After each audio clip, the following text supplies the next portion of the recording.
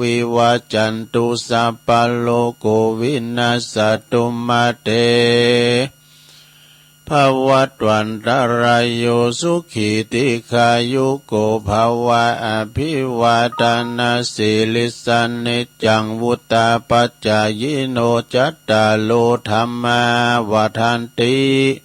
อายุวันโนสุขังปะลังเอาแล้วศรัทธาญาติโยมต่างหลายตุลุงก็ปิ้นเก้าปิ้นโหนำสวดมนต์ไปปิ้นตีเรียบร้อยก็ขอคุณพระติตะไหลรัตนะผ่านแผ่วตั้งพระเกี่ยวเจ้าตั้งสามประการเนาะจงดลบันดาลมาปกป้องคุ้มครองรักษายังวัดวาอารามตั้งข่วงเกี่ยวตั้งสามพระภิกษุสามเณรครูบาอาจารย์อยู่กับวัดกับว่าได้เผยแผ่สัจธรรมคำสอนขององค์พระสัมมาสัมพุทธเจ้าเนาะอยู่กัมจูปูจาวลาพุทธศาสนาสืบทอดกันไปปิ้นถอดเนาะประสงค์องค์เนนนะก็ปิ้นต้นเมตตาได้ปิ้นเนิ่นนาบุญศรัทธาญาติโยมทั้งหลายได้มาสักการะบูชากราบไหว้กันเน้อพอออกไม่ออกศรัทธาก็ขอให้มีสุขภาพพลานามัยสมบูรณ์แข็งแรงเน้ออยู่กินอยู่ทานกันไปใจก็ปิ้นเก้าปิ้นโหขอส่งกำลังจิตกำลังใจไปหืออีปออีแม่ที่เดินเหินไปไหนมาไหนบ้าใดนะติดต่างติดเตงเอานำทำคำสอนเอาวิทยุปิ้นกูปิ้นกีมเน้อฟังนำฟังทำไปเนาะศรัทธาญาติโยมลูกหลานตันเต่าจะเข้าจะไปกาดไปลีขับรถขับลาออกคุ้มออกโคก็นะมีสติก่อนสตาร์ทเดินทางแข็งขัดปลอดภัยทั้งขาไปและขากลับเน้อเอาละต่อไปจะได้เอ่ยไปตังสถานีวิทยุคืนบุญแต่ละคืนเนาะตีเปิ่นสูงก็เกี่ยวสัญญาณสูงหือศรัทธาฟังถึงจ้องถึงบ้านนะฟังกันไปทุกอิริยาบถสี่จันนั่งนอนยืนเดินฟังก็ตามอัธยาศัยตั้งสถานีวิทยุในเครือข่ายตีเปิ่นหับสัญญาณรายการธรรมะชงเวลาตั้งแต่ตี 3 ถึง 5 โมงขอบคุณสถานีวิทยุเพื่อพระพุทธศาสนาการศึกษาและวัฒนธรรมวัดไฝหินตำบลสุเทพอำเภอเมืองเชียงใหม่ FM 104.50 เมกะเฮิรตซ์โดยเมตตาบารมีธรรมอาจารย์พระครูสมุวิสุวัฒน์วรกิจโจองค์ขลุงในเมืองก็ฟังกันตั้งแต่เพลงมานะขอบคุณสถานีวิทยุคณะสงฆ์อำเภอฝางตั้งอยู่ที่วัดพระบาทอุดมนำบ่อซาวาสำนักวิปัสสนา FM 100.25 เมกะเฮิรตซ์โดยเมตตาบารมีธรรมหลวงพ่อพระครูสุจิตานุรักษ์หลวงพ่อใหญ่เจ้าคณะอำเภอฝางขอบคุณตังตุปีเจริญโชติธรรมโมและก็ตุปีอมรเทพอุปสันโตตุปีโจขอบคุณสถานีวิทยุแดนดินถิ่นล้านนาตั้งอยู่ที่บ้านฮงงัวตำบลนำบ่อหลวงอำเภอสันป่าตอง FM 103.50 เมกะเฮิรตซ์โดยคุณรุจิสมบัติเงาคำขอบคุณสถานีวิทยุขึ้นธรรมะของชุมชนวัดห้วยตองซักตำบลขวงเป้าจอมตอง FM 98.75 เมกะเฮิรตซ์โดยเมตตาบารมีธรรมอาจารย์พระครูวาปีวรมานิตท่านพระอาจารย์ชวลิตชัยวังโสโซนไต่สายไต่ก็ฟังกันตั้งแต่เพลงมาขอบคุณสถานีวิทยุขึ้นทำสถานีวิทยุมนเสียงธรรมจากอำเภอแม่แจ่ม FMวัดบุพาราม FM 106.25 เมกะเฮิรตซ์โดยเมตตาบารมีธรรมหลวงพ่อพระครูมงคลวิสิทธิ์หลวงพ่อเจ้าคณะอำเภอแม่แจ่มขอบคุณตุปีท่านพระประหลัดอุทัยดึง2อุทัยตุยนะครับเนอะขอบคุณสถานีวิทยุเน็กเดียวเรดิโอ FM 96.75 เมกะเฮิรตซ์ตั้งอยู่ที่บ้านจงตำบลทุ่งกวาวห้างหุ้นส่วนจำกัดอนุสรณ์เรดิโออำเภอเมืองปานจังหวัดลำปางขอบคุณสถานีวิทยุชุมชนคนเหนือเขื่อนตั้งอยู่ที่บ้านดงดำอำเภอฮอดเนื้อจังหวัดเชียงใหม่ FM 90.75 เมกะเฮิรตซ์ขอบคุณสถานีวิทยุเพื่อการศึกษาและพัฒนาอาชีพอาร์เรดิโอเน็ตเวิร์ก FM 103.00 เมกะเฮิรตซ์อำเภอเมืองจังหวัดลำปาง โดยคุณอนุพงษ์ตาจีนะนะแล้วก็ขอบคุณสถานีวิทยุเรดิโอเน็ตเวิร์ก FM 99.50 เมกะเฮิรตซ์วิทยาลัยเทคโนโลยีเพื่อการจัดการกฟผแม่เมาะลำปางนะขอบคุณสถานีวิทยุน่านฟ้าเรดิโอ FM 100.25 เมกะเฮิรตซ์นะโดยคุณลุงนิรันดร์ปันดอนตองนี่แล้วขอบคุณที่เปิดฟังทางแอปทางไลน์นะฮะทางระบบอินเทอร์เน็ตฟังได้ทั่วโลก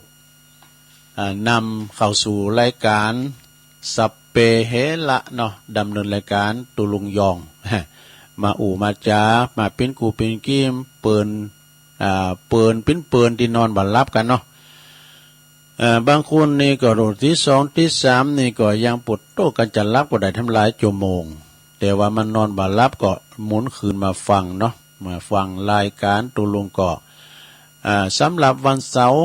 นะวันนี้เป็นวันเสาร์ที่4แล้วเนอสดาตะว่าไปแล้ววันนี้เป็นวันโกนนะวันเสาร์ที่4ของเดือนกุมภาพันธ์นะแล้วก็66เนาะปี66ละวันนี้เป็นวันโกนเป็นวันห่างวันดาบุกวันพุกในเป็นศีลใหญ่ศีลหลงเดือนหาปิงเนาะเดือนหาปิงเปิ้นว่าวันพุกในหนาวก็จะไปวันนั้นเนาะฮ้อนก็จะมาวันนั้นเปิ้นจะสูง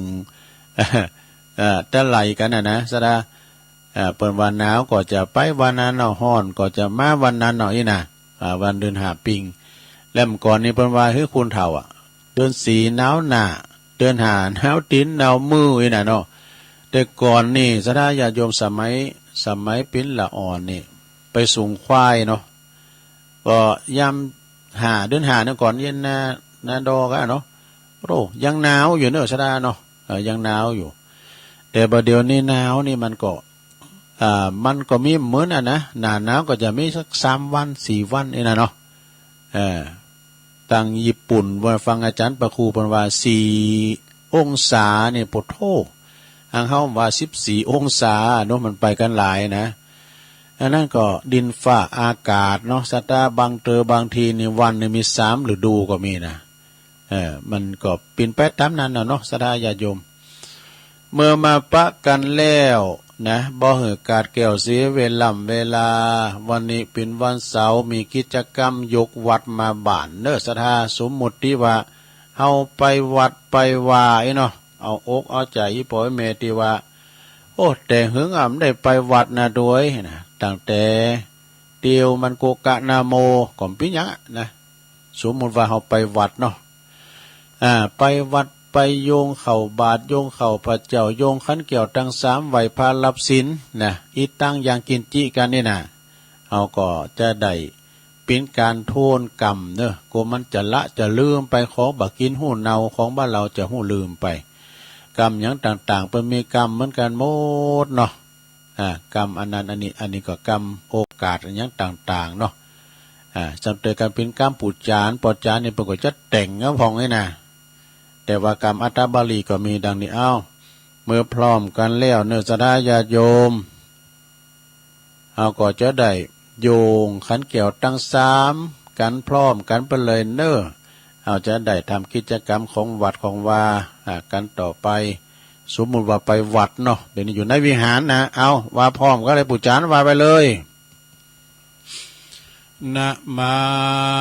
มิพุทธังคุณาสากลันตังนะมามิธัมมังมุนิลาจเตสิตังนะมามิสังฆัง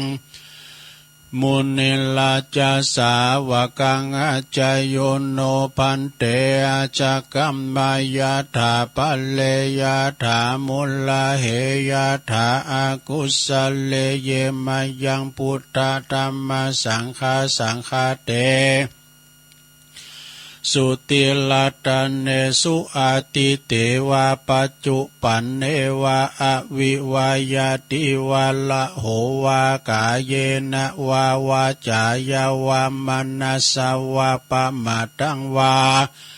อากาลวังวาอากาสิมหาติสวายาธาธัมมังปฏิกัลโลมาเตสังโนพันเตพุทธติลาตันนัตยังอนุกัมปัง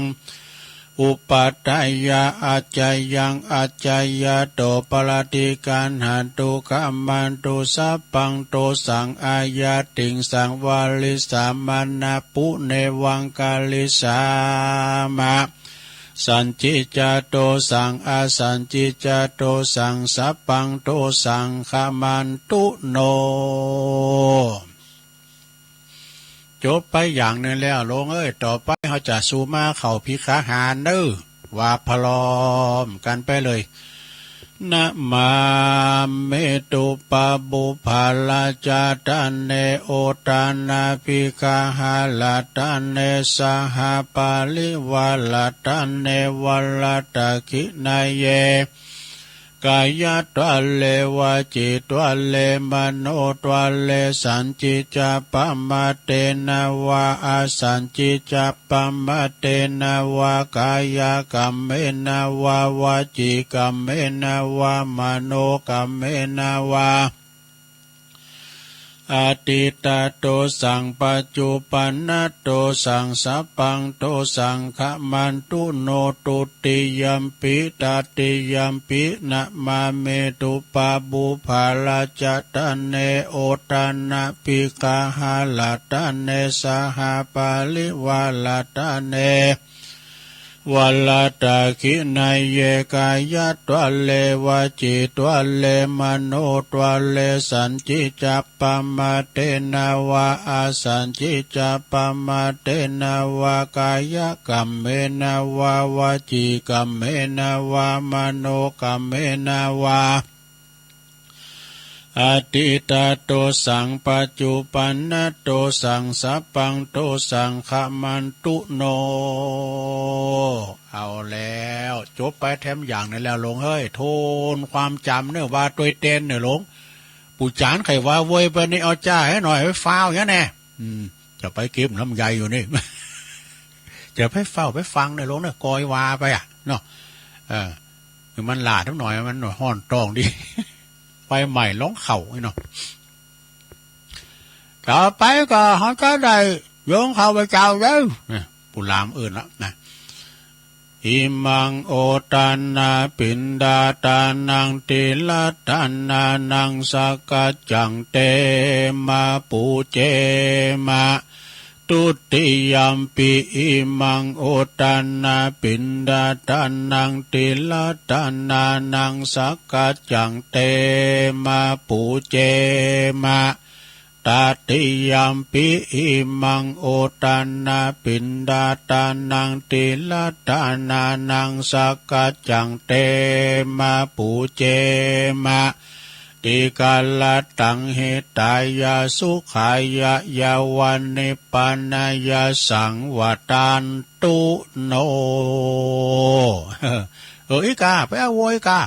จ้าพ้องกับผู้จานต่อไปก็จะได้โยงเข้าพระเจ้าแล้วปุรามอื่นทีเดียวสาธุองค์กาสะโอตานาปินดาตานังติลาตานานังสกาจังโตบัจใจจะได้ปุรามปุจานมันก็ว่าไปเลยสุมาในหลวงเนอะมันสันลำเพราะหน่อยปุจานเก้าย่านมันเก่าชิบปานแล้วดูลาไหลเจอในชูคำยอมเลยเพื่อนปุปจานในเก่าชิบปายลาไหลเจอคำยอมต่อไปเอาไหมต่างเก้าไหมสาธุโอกาสะโอตานาปินดิปาตังทานังเนปานาปัจจโยโหนตุโนเนจังโอตานาปินดิปาตังทานังเนปานาปัจจโยโหนตุโนเนจังโอตานาปินดิปาตังทานังนิปานาปัจจโยโหนตุโนเนจังเอาแล้วสัทธาญาติโยมทั้งหลายหลังจากเข้าโยงเข่าบาทโยงเข่าพระเจ้าไขกะติกไอออกจุงแล้วเนาะตอนนี้ไปก็จะได้ไปตั้งแถวเนอะยายแถวกันตั้งแต่ปุ้นหน้าโฮงหลวงผู้บาปุ่นเนอะแล้วก็ปัจจัยเทวบุตรอยู่แถวหน้า แม่ยิงเทวดาอยู่แถวหลังนะก็ไผซุปแคบก่อนถอดเกลือไปนู่ไผซุปหมกอุ่นก็ถอดกูไปเอาตอนนี้ก็ขยมเนอสอหากะละมังทางเปนะสอหาเข้าสอบถ่ายเข้าออกบาทนะสูเขาไปอยู่ไหนมันเกี่ยวมันค้ำมันจู้เขาอะมีไหนอันนี้โกลาหลหมดมาพอกันไปนงงุ่มกันอยู่หันเอมันเดินถึงขยมอ่ะเอาขัดใจโว้ยเนี่ยตุลุงทาเขาลุงมาบนละลุงโฮมาบนละนะสะท่าเขาก็โยงเข่าเจาะใส่เก่าใส่โฮเนอะลำเปิงเข่าอธิษฐานในจิตในใจว่าข้าวของข้าพระเจ้าขาวดังดอกบัวยกขึ้นเหนือหัวถวายแด่พระสงฆ์จิตใจจำนงตรงต่อพระนิพพานขอให้ถึงเมืองแก้วขอให้แคล้วบ่วงมารขอให้ทันศาสนาพระศรีอานในอนาคตการโน้นเทินยอกเจาะใส่เก่าใส่โหปิ้นตีเรียบร้อยเอาละเนอสุขโหมะไปใจเนลงเนอสุขโหมะไปใจกอยาะกอยหยองอาศัยในบาทจะไปสีมือเลี้ยนถูกบาทเนอแล้วจะไปอู่กันเงีบไว้เนอสุขโหมะไปใจโอ้เขารุ่นบาทที่ตุลุงทาไปอ่ะไปไหนขยมเขารุ่นบาทอะติวไป2-3ก่าวก็ติ้มบาทอะคนสัทธายังมีหลายลำเลือมีกี่ราคาน่ะ300ปลายอะนะตุเจ้าไม่กี่ตัวก่อนตุลุงทายพอหน่อยมัน2ตัวปวดโทมันสมดุลกันสักน้อยตุเจ้ายังไม่น้อยเเน้นเลย2ก็ตุเจ้าเลือตุนมาทำ7ตัวแมวทำ8ตัวดูโอ้ตกโตทำได้นาบ่เนาะมาอยู่ตามหรือวิหารนกกาแก่นะโรอยู่เป็นกูเขาหนูท่านนะบ่มีกษัตริย์ลิสานนี่อยู่กับวัดอ่ะฉะนั้นญาติโยมทั้งหลายตอนนี้ก็ใส่บาตรตักบาตรกันเขามาสู่ในศาลาปิ้นตีเรียบร้อยอื่นมาสู่ในศาลาวิหารปิ้นตีเรียบร้อยครูบาอาจารย์พระสงฆ์องค์เด่นก่อนนางอยู่แตนสางแล้วตอนนี้ไปเฮาจะเริ่มทำพิธีเนื้อจะจิถูกจิตตีนนะปูชาพระแก้วเจ้าทั้ง3ประการวันนี้ได้รับความอนุเคราะห์นะได้รับเกียรติจากท่านผอ.เฮาเน้อท่านผอ.เปิ้นก็มุอันเข้าในวัดในว่าเขาถึงถ้ำนะเนี่ยผู้นำนี่นะเข้าในวัดในว่านะจะซักซิดขึ้นมาจัดหนักเน้อโหศาสนาพิธีนี่นะจะปิ้นใหญ่ปิ้นโตไปดังหน้า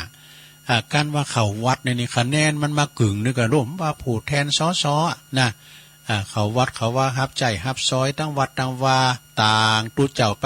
หันไปหนีนะครับรถขับล่ามาดึงเข่าตากรรมการเนอะอย่างไปไอเสน่ใจวักกะเนาะไอเสน่นะอบตเสน่อะตังปุ่นมาสูงตุลุงไล่เดินละดูอบตเสน่นะใจวักกะปุ่นอยู่ตั้งโบกก็หาเอาแล้วเนาะตอนนี้ไปขอเชิญปอครูโอนน้อยหน่อยเนาะปอครูศรัทธาเฮาตั้งหลายบัดเดี๋ยวนี้ได้สมัยการเวลาแล้วเนอะต่อไปก็จะได้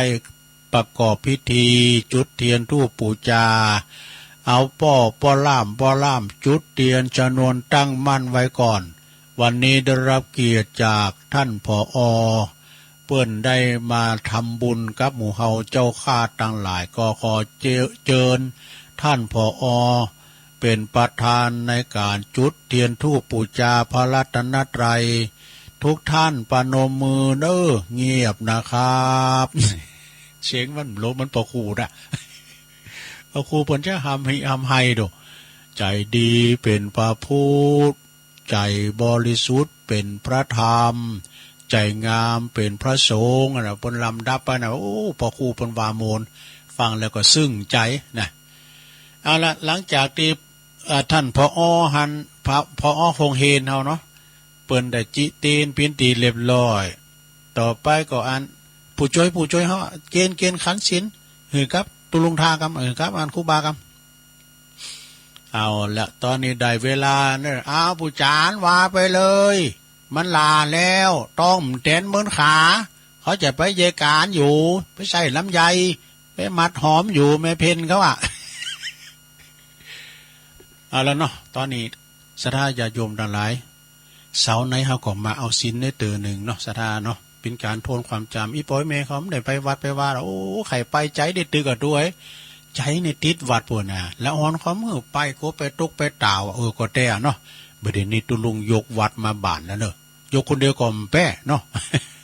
เอาวิจารณ์ว่าไปเลยเอาศีลด้วยกันในลงเนอะศีลหาเนอะ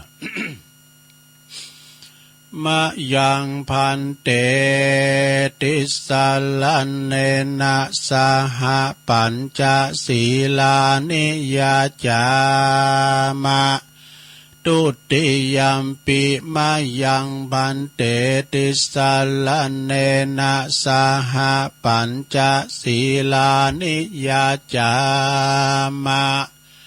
ตติยัมปิมะยังพันเตติสาลันเนนะสหปัญจศีลานิยาจามะนะโมตัสสะภะคะวะโตอะระหะโตสัมมาสัมพุทธัสสะนะโมตัสสะภะคะวะโตอะระหะโตสัมมาสัมพุทธัสสะนะโมตัสสะภะคะวะโตอะระหะโตสัมมาสัมพุทธัสสะพุทธังสรณังคัจฉามิธัมมังสรณังคัจฉามิสังฆังสรณังคัจฉามิตุติยัมปิพุทธังสรณังคัจฉามิตุติยัมปิธัมมังสรณังคัจฉามิตุติยัมปิสังฆังสรณังคัจฉามิตติยัมปิพุทธังสรณังคัจฉามิตติยัมปิธัมมังสรณังคัจฉามิตติยัมปิสังฆังสรณังคัจฉามิติสรณะขมานังนิทิตังปานาติปาตาเวละมะเนสิกขาปะตังสมาธิยามิอตินนาตานาเวละมะเนสิกขาปะตังสมาธิยามิกามเม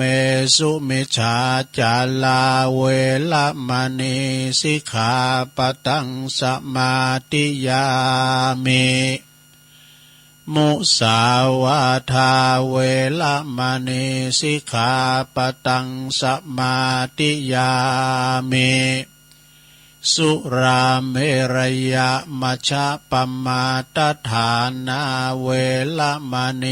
สิกขาปะตังสมาธิยามิอิมานิปัญจสิกขาปทานิสีเลนะสุขติงยันติสีเลนะโปกสัมปตาสีเลนะนิพุติงยันติตัสมาสีลังวิโสทะเยสาธุสาธุสาธุเอาแล้วศรัทธาญาติโยมทั้งหลายตุลุงก็ปันศีลไปเป็นตีเรียบร้อยศีลหาเนาะก็ถือว่าเป็นศีลที่เป็นปัดดับจิตปัดดับใจเป็นอาภรณ์หอมศรัทธาคุณเฮาถ้ามีศีลหาข้อเนี่ยนะประเทศไทยเนี่ย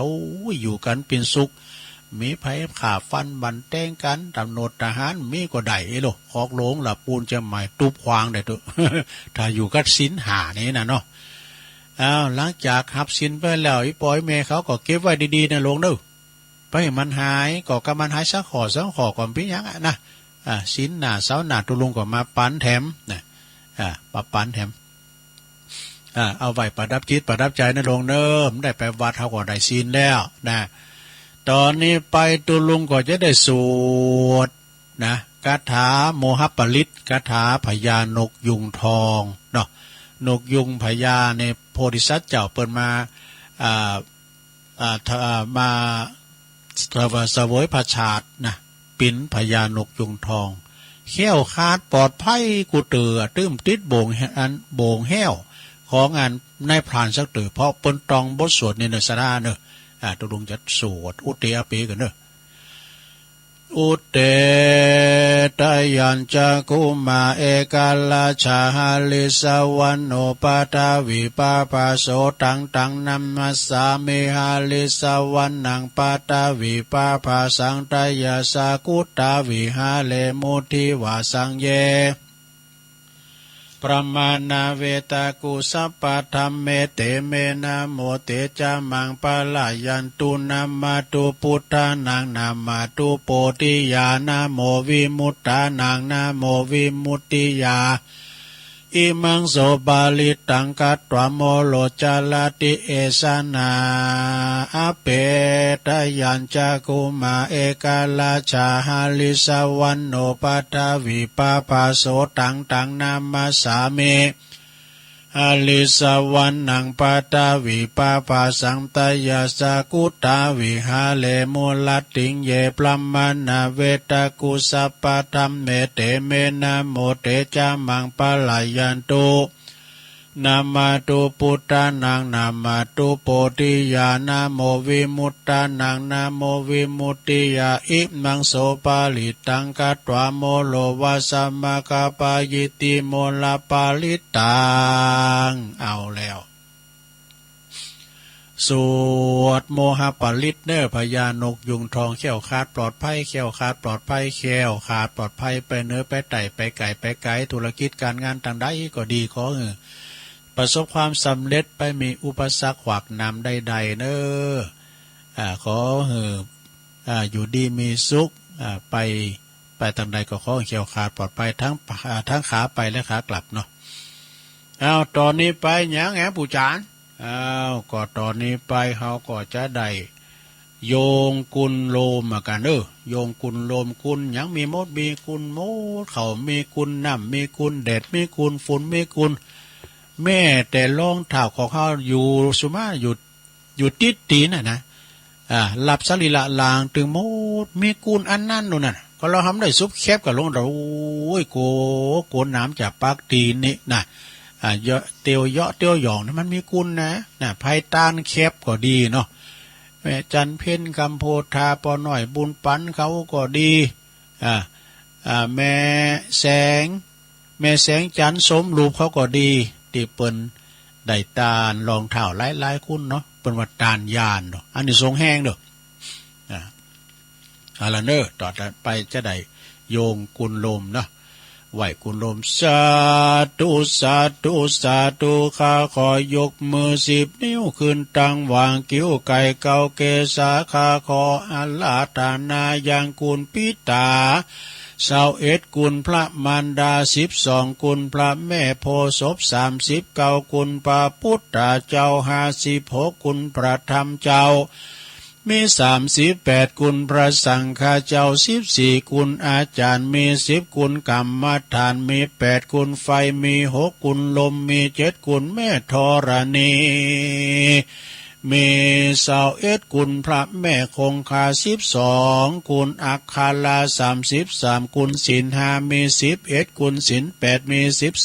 12กุลศีล10มี21กุลจตุปาริสุทธศีลมี27กุลพระอรหันตาคือมรรค4ผล4นิพพาน1รวมเป็น9กุลอาสาสะปัสสะสะนิสาวาอัสสะกุลพระวิหาร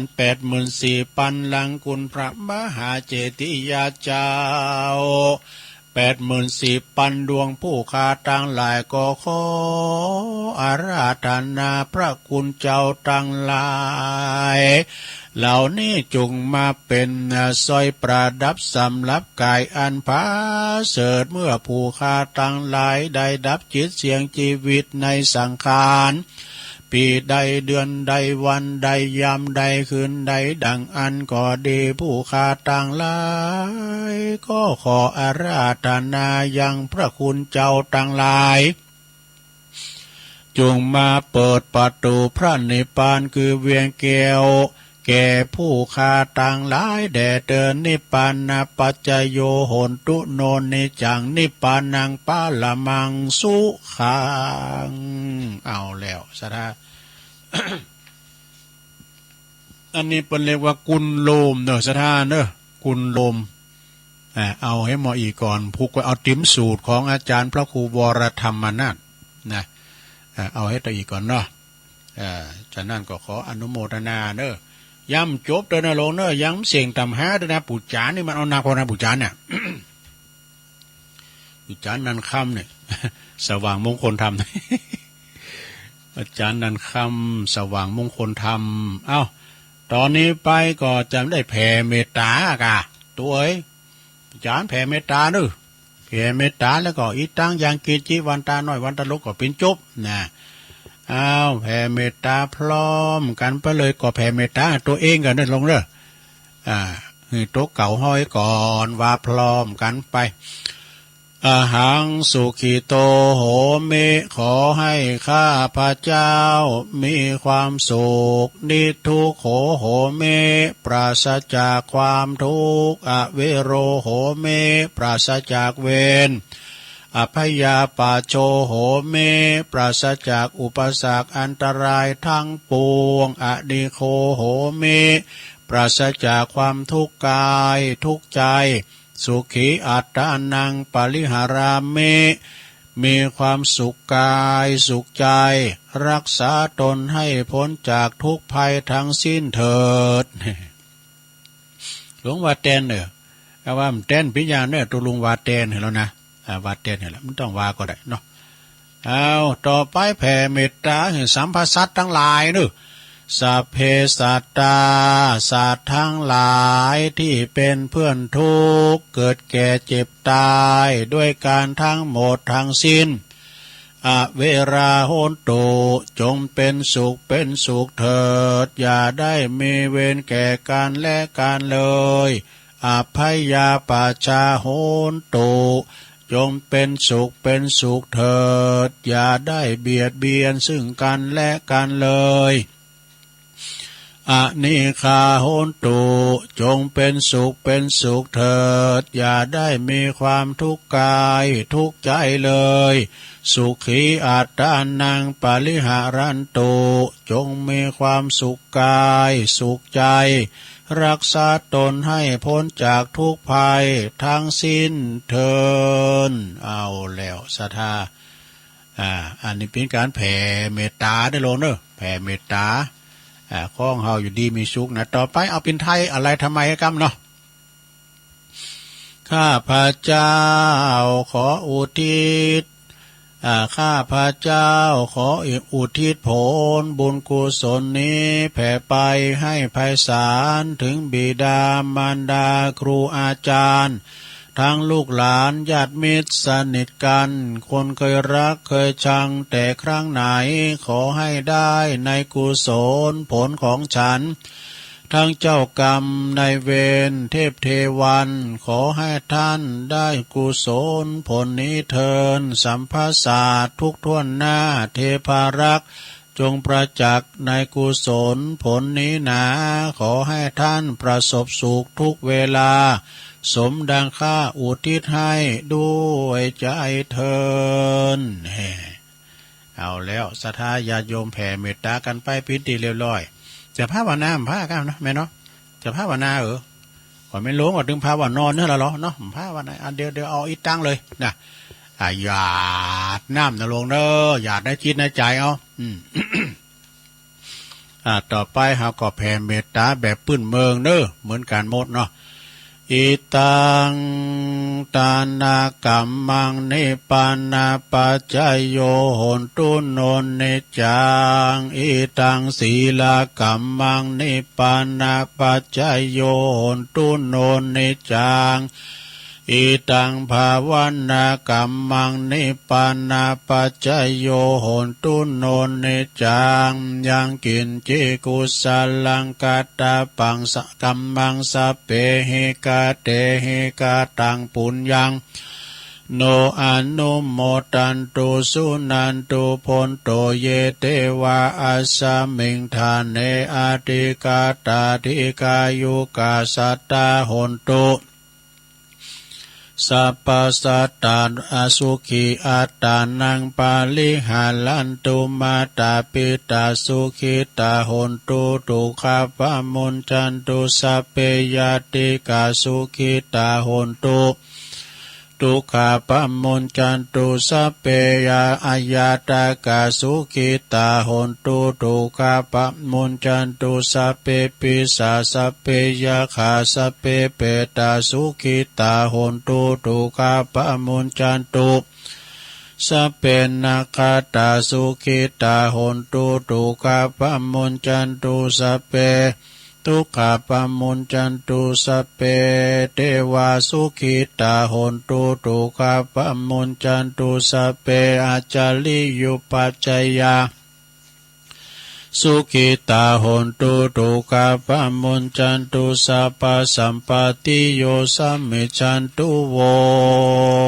เอาแล้วศรัทธาญาติโยมทั้งหลายปู่จานแกก็ปู่ลามก็ช่วยกันหรอกะว่าช่วยกันเต้นี่ปู่จานนี่ก็เห็นก็จะสมัครนี่เนาะ ก็มันเท่าแล้วนี่เก่าคิดเขาแล้วนี่คือเขาเป็นแล้วต่อไปวันตาลวงเด้อวันตาเมพุตังสัพพังเมโตสังกัมมาตัมเมปันเตวันตาเมธัมมังสัพพังเมโตสังกัมมาตัมเมปันเตวันตาเมสังฆังสัพพังเมโตสังฆัมมาธัมเมปันเตวันตาเมกาลุอุปจาจาริเยสัพพังเมโตสังฆัมมาธัมเมปันเตวันตาเมกัมมัฏฐานังสัพพังเมโตสังฆัมมาธัมเมปันเตวันตาเมอาลาเมปัตตาสิมายังสัพพังเมโตสังฆัมมาธัมเมปันเตวันตาเมเจติยังสัพพังสัมปทานเนสุมปลันตินติตาสัลลิลาตาตุบะมหาโพติงปุตตะโลปังสักกะลังสานากัตสัตตานากาโลเกเทวาโลเกปลัมมาโลเกจัมปูติเปลังกาติเปสัลลิลาตาตุโยเกสัทธาตุโยอาลาหันตาธาตุโยเจติยังกันตะกุติงจตุรสิติสหัสเสตัมมัคขันเตสัพเพสังปาตาเจติยังอหังวันตามิสาปาโสต่อไปก็บินมาตั้งตุลุงทาก็เด้อพระสงฆ์องค์เนนจะได้สุมาคาละวะครูบาอาจารย์เด้อวันตามิพันเตสัพพังอปัลลทังกัมมาธัมเมพันเตมยากาตังปุญญังสามินาอนุโมทิตาปังสามินากาตังปุญญังไมหังตาตาปังสาตุสาธุอนุโมทาเมจัตตาโลธรรมาวัฏันติอายุวันโนสุขังปะลังสาธุสาธุสาธุเอาแล้วศรัทธาญาติโยมทั้งหลายกิจกรรมวันเสาร์ยกวัดมาบ้านก็จบลุงไปเนาะเสาร์ไหนก็มาว่ากันโทนกรรมก็จะลืมกันอีป๋อยแหมมได้ไปวัดแต่หึงตัวลุงก็มาโทนกรรมเนาะกรรมอย่างต่างๆกรรมอาราธนากรรมโอกาสก็นี่ วันตาหน่อยวันตาหลงแผ่เมตตาต่างๆก็เป็นกิจกรรมวันเสาร์ทุกวันเสาร์เนาะหากได้มาทำกิจกรรมกันทุกวันเสาร์เป็นการโทษกรรมเนาะตอนนี้ไปสระญาติโยมเนาะตุลุงก็จะได้น้อมนำเสนอมรดกธรรมปืนเมืองเนาะธรรมนี่ก็จะเทศนาก็ประกาศว่าสัทธาญาติโยมทั้งหลายจาติจาราพยาธิมรณะการเกิดแก่เจ็บตายในเป็นธรรมดาเนาะแต่ว่าเฮาหู้จักกันในเสียงได้ยินเสียงเปิ้นโทรมาก็ว่าโอ้เปิ้นอยู่สุขสบายจ้าอีน่ะเนาะเอาไปเอามามีคุณมาบอกว่าเปิ้นมีแล้วเนอะตุอีน่ะตายไปเหหลุมหายใจจากฉะนั้นคงจะได้หู้จักกันอยู่เนาะป่อบุญมีเมืองกลางป่อบุญมีเมืองกลางนี่ เปิ้นจะโทรเข้าหาตุลุงตลอดนะสำเตอก็ตุเจ้าทุกตุนน่ะนะวิชาตุลุงฟังอยู่เด้อเปิดเสียงแหบไปหน่อยนะป่อบุญมีนี่เปิ้นเป็นศิลปินด้วยนะห้องเพลงก่อจางในแนวของสมยศทัศนพันธ์เสียงเพิ่นนะแล้วก็เป็นผู้ที่มีฝีมือดีสิที่เป่าได้หมดนะดีซึ่งกาตุลุงก็ไปหันเปิ้นยามงานปากตั้งเจริญเปิ้นมาลมงานเนาะเปิ้นมานางอู่ตุลุงจันเมื่อละหลายปีเดี๋ยวนี้เปิ้นเสียแก่ชีวิตไปในสดาเนาะเปิ้นกำลังชาปนกิจไปแต่ว่านี่วะนะแต่ว่าวันซื่นเนี่ยอันนี้ก็ข้อมูลโดยแม่เพนขาวเตี้ยเนอะเปิ้นโทรมานี่ตุลุงก็ตกใจตอนนั้นก็อยู่วัดฟ้าหลังปุ่นอยู่นะโอ้เอียนี่จาติจาราเนาะมรณะภัยมันบ่วิ่นไหวแต่ผู้ใดปอบุญมีนี่ก็อยู่ในคืนเนาะหูจักกันในคืนบางคนก็หันหน้าหันตาก็ติดแล้วเนาะเดินแล้วนี่ก็ยังโทรหาตุลุงอยู่เนาะตุลุงก็ว่าปอบุญมียังหายหน้าหายตาบอกให้สบายนะตุเนี่ยเพิ่นมาห่มว่าก็ตกใจเปิ้นได้เสียแก่ชีวิตไปสวรรค์แล้วเนอะสดาเนาะอันเนี้ยคืนของเฮาเนี่ยนะสดา แต่มันเป็นธรรมดาเด้เปิ้นถึงว่าจะไปประมาทนะเย็นเห็นประมาณเย็นเห็นอยู่เมื่อเช้าสายตายสายอยู่สุขสบายบ่ายม้วยบ่ายยังรื่นเริงกายเย็นดับชีพแห่เย็นเห็นหยอกลูกด้วยข้ามม้วยอาสันเนี่ยนะเป็นกรรมที่เป็นเขียนมาเนื้อสถาเนาะอันเนี้ยเปิ้นว่าหยังทำกรรมนึงก็มีทำบทนึงนะ บทเขาหำของความตายนี่สถาเนาะฟังแล้วก็สะดุ้งนะเขาหำเรื่องของความตายเกิดแก่เจ็บตายสหายปีน้องไผบ่ห่วงของอะไรสุดแต่องค์พุทธะยังสุดวิสัยดับขันบันไลไปนิพพานเจ้ามนุษย์เดินดินหญิงใจหนุ่มเฒ่าอย่าหวังมัวเมาลวงป้นความตายนี่นะพระเนนก็ตายความตายบ่เว้นพระเนนก็ตายเท่าแก่ยิ่งใจเจ้านายเลยค่ะมหาเศรษฐีผู้ดีเมนาแม่แต่คู่บายยังเมตเนี่ยวัฏฏะสงสารกล่าวขานบ่เพี้ยนบ่พิษแบบเบาในธรรมตายดีตายง่ายยิ่งใจหนาหนำจักเอาเงินคำแลกสื่อบ่ได้แลกสื่อบ่ได้เนอสถาก็ขอไว้อาลัยในกุศลเจตนาของปอบุญมีเด้อเปิ้นว่าอายุได้76 ปีนะสดาเนี่ยนะสดาได้ยินเสียงกันหลัดมีคนมาบอกว่าเปิ้นมีแล้วเด้ออีน่ะก็ตกอกตกใจในคืนเฮาเขาหำทำเลิงนึงเนี่ยดูลุงก็ฮีก็จะจามฮะมีก็จะจามก็มาจามก่อนนั้นปิดไม้มันเต้นเนอะ คนตุกคนจนคนดีคนหายก็ตายหมดใหม่ปินดินแม่แต่ตุเจ้าผู้ตีทรงศีลยังมวยชีวินนอนตายความหนาเนี่ย หวังเอาอันยังปอลุงแม่ป่าแผ่นพระสุธาอย่างมากบ่าหินบ่าผาก่อนเตาโหดจ้างยังโหดแตกเป็นห้อยหิหาไปเตะบ่ต้องไปคอยเงินกองเต่าดอยเอาไปบ่ได้เอาไปบ่ได้ก็เตะอนัสดาเนาะจะหลงเหลือไว้แต่คุณงามความดี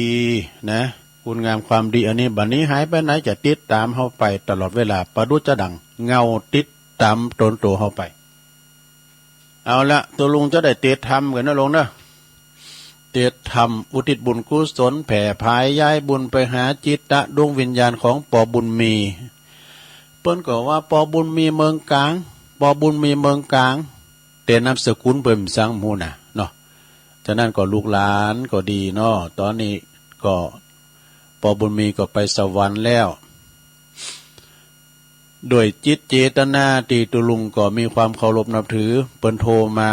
แล้วก็หันกันแล้วนะก็จำเข้าหนามได้แล้วในมึนเลยนะเปิ้นพิศิลปินแปลงกั้นนำบวยครับแปลงยังได้สารศาสตร์สันยูสีสล่อซอซึ่งการปื้นเมืองเนี่ยดนตรีเนี่ยได้หมดเนาะสดาเนาะเปิ้นก็จะไปดีที่บุญสวรรค์บ่เด้อเอาทำก่อมมาเตนเด้อทำนิพพานสูตรเนาะศรัทธาญาติโยมทั้งหลายเปิดอุทิศแผ่กุศลนะบุญตานไปหาจิตตะดวงวิญญาณของปอบุญมีนะเมืองกลางกันต่อไปแล้วก็แม่เพ็ญขาวเตี้ยผู้ที่เปิ้นหือข้อมูลตุลุงนะเกี่ยวกับเรื่องปอบุญมีนะเปิ้นก็ขอหอยตัวหน่อยตุลุงปอสมศักดิ์แม่เพ็ญขาวเตี้ยบ้านตาจ่างนะทำบุญตานทำไปหาปออุ้ยน้อยปันไม่อุ้ยเงินจินาอีเนาะแล้วก็นายอเนกชัยกาวินตามไปหาคุณพ่อสอนชัยกาวินที่ลงหลับดับขันไปฟังเทศน์ฟังธรรมก่อนเนาะ นะโมตัสสะภะคะวะโตอะระหะโตสัมมาสัมพุทธัสสะ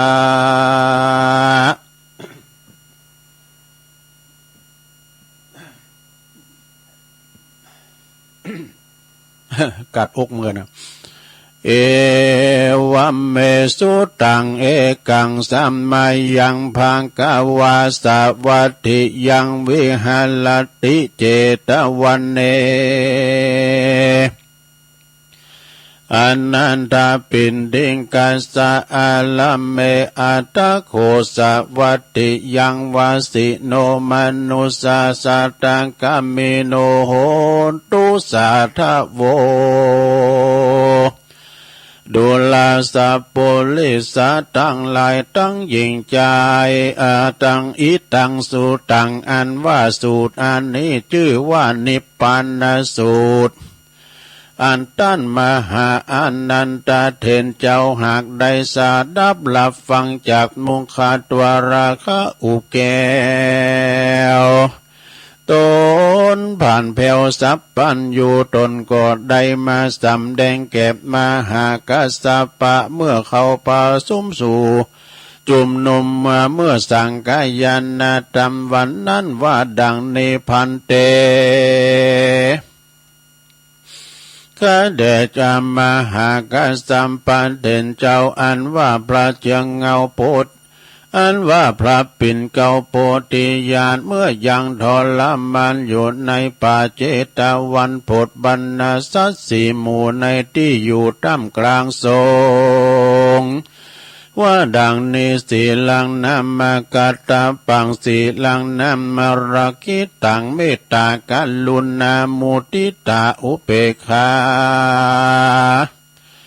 นามกาตาปันติภิกขเวดุลาภิกขุตังหลายปุญญังนำมาชื่ออันว่าบุญตังหลายปันติเตนะอันภูมิพายาหากเปิงกาตามเตแลสีลังอันว่าสินนี้ภูมิพายาเปิงรักษาเหือมันกุงเต้แลอันว่าเมตตากัลลุนามุติตาอุเปกาภูมิพยาเปิงจำเลินภาวนาเต้แล ภิกขเวดุลาภิกขุทั้งหลายเหตุดังเลือแลมพลันตานทากะตะกล่าวว่าหือตานและรักษาศีลและภาวนาอันจาด้วยมีแต่แลสัตตานำมาชื่ออันว่าสัตว์ทั้งหลายในโลกย่อมวิปโยคแผ่พวนสัตว์ทั้งมวลที่มาบังเกิดเอากำเนิดในสงสารก็บ่สุขสำลานมันเตี้ยงรู้ความเงียงไปมาย่อมมีจะละแก่เท่าจะเล็ดตายไป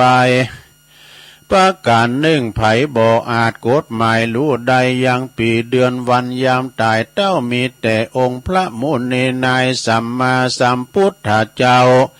และอริยโคตเงาอรหันตาเหตุดังนี้นาภูมิพยาเปิงพิจารณาที่แม่นที่กองธรรมรู้แจ้งที่แก่นสารคือว่าสารละเขาของใจเตตานเพื่อตัดมาเฉลธรรมกรรมท่านนี้อันจักได้เป็นที่อุปธรรมเป็นป่าไทยยังคือเขาห่อเป็นเสบียงต่อต่างไปคงควายหาปัจจัยทั้งสี่หืมแมนที่กองทำอย่าลบอำนำมาจุกจ่ายอย่าขาดสัตว์ชีวิตง่ายเมื่อตูนตานะตกแต่งดิ่งงามปราณีตามจารีตกองทำนั้นเตออันนาภาคการหนึ่งไผบ่ประการหนึ่งเอาแก้วตั้งสามเป็นที่เปิงอันบทล่ำเปิงนั้นว่าพุทโธเมนาโธธัมโมเมนะโธสังโฆเมนะโธดังนี้ไปเตอภิกขเวดุลาภิกขุทั้งหลายปุกกาละผู้ใดได้มีศีลห้าศีลแปดและศีลสิบแผ่แขวดรักษาภาวนาใจก็จักงามมีอานิสงส์ห้าประการ ดังพระจินนามาติเตสนาไว้บทกล่าวว่าสุขังสุปฏิสุขังปฏิปุญจติปาปะกังสุปินังปัสสติมนุสสานังปิโยโหติอมนุสสานังปิโยโหติเทวตารักขันตินาสาอาคิวาวิสังวาตัววูทังจิตตังสัมมาติยาติมุขวันโนวิปัสสิตาติ